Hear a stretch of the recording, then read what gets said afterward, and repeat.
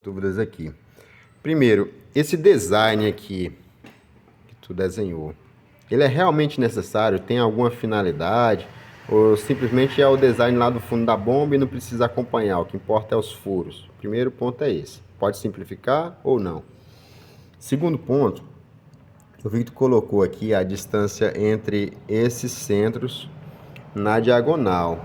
Porém, não colocou entre esses outros furos aqui. Eu sei que tem um papelãozinho aqui, né, de referência, mas não chegou a pegar essa medida aqui, né? Tu sabe se eles são equidistantes, essa distância aqui do lado direito é mesmo do lado esquerdo, ou só considera ali o flange mesmo e tchau, obrigado. Aí outro ponto, eu vi que tu colocou aqui como se fosse o desenho aqui de alguma coisa, eu acho que seja a vedação que tu estava falando no áudio aí, né? Que é uma vedação na face aqui do flange.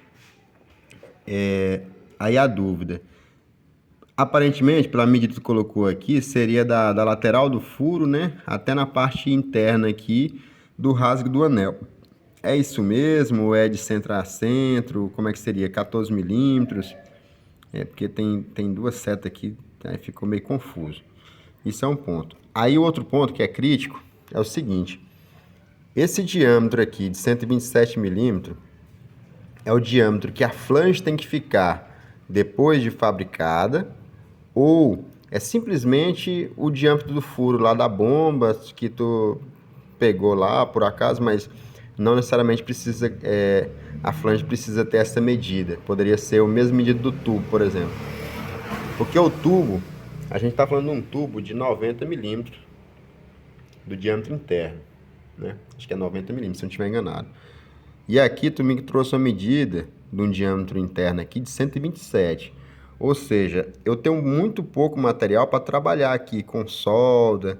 E aí eu teria que fazer tipo uma redução, né? Eu não sei como é que seria essa redução, se é em ângulo, se não. E aí precisa ter essa informação, né? Que tamanho que pode ser essa redução. Os furos aqui são passantes, né? Pelo que eu entendi é passante, não tem nenhuma referência de rosca aqui. Mas aí entender, esse furo interno aqui, ele pode ser no mesmo diâmetro do tubo, né, do tubo de sucção. Aí sobre o mecanismo aqui, o jeito mais simples que eu pensei aqui até agora, né, vocês podem dar ideia também, seria essa aqui, ó, a vista em corte, considerando que isso aqui seja a flange, essa maiorzinha aqui é a flange, e aqui seria o mecanismo de movimentação.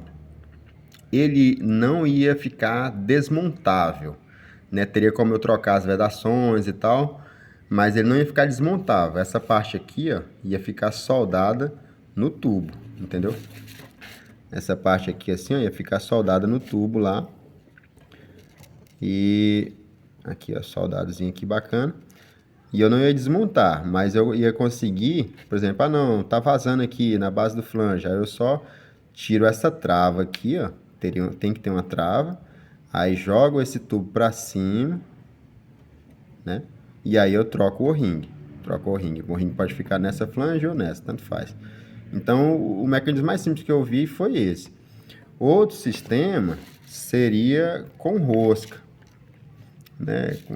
Tipo aquele sistema de caixa d'água, né? Aqueles acoplamentos de caixa d'água. Só que eu precisaria fabricar uma porca, aí teria que ter essa mesma flange aqui, só que o mecanismo ficaria aqui.